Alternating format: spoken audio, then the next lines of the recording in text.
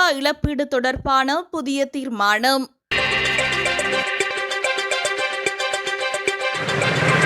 டிட்வா புயல் காரணமாக பாதிக்கப்பட்ட வீடுகள் மற்றும் வணிக கட்டிடங்களுக்கு இழப்பீடு வழங்குவதற்காக தேசிய கட்டிட ஆராய்ச்சி நிறுவனம் விசேட திட்டம் ஒன்றை அறிமுகப்படுத்தியுள்ளதாக தெரிவித்துள்ளது.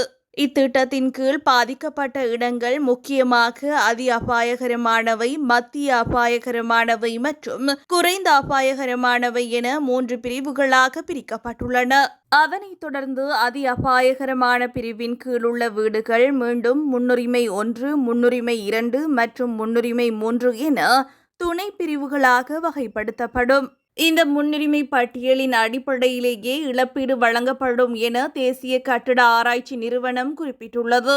எனினும் அதி அபாய வலயத்தில் உள்ள அனைவரும் மீள குடியேற்றப்பட்ட போதிலும் அரசாங்கத்தினால் வழங்கப்படும் நிதியை வினைத்திறனாக பகிர்ந்தளிப்பதற்காகவே இந்த நடவடிக்கை எடுக்கப்பட்டுள்ளதாக தெரிவிக்கப்படுவதோடு நீங்கள் எந்த முன்னுரிமை பிரிவைச் சேர்ந்தவர்கள் என்பதை அந்தந்த பிரதேச செயலகத்தின் ஊடாக அறிந்து கொள்ள முடியும். ஒரு நிலப்பரப்பு ஒரே நேரத்தில் பரிசோதிக்கப்பட்டு அறிக்கை சமர்ப்பிக்கப்பட்டாலும் முன்னுரிமை வரிசைப்படியே இழப்பீடு வழங்கப்படும்.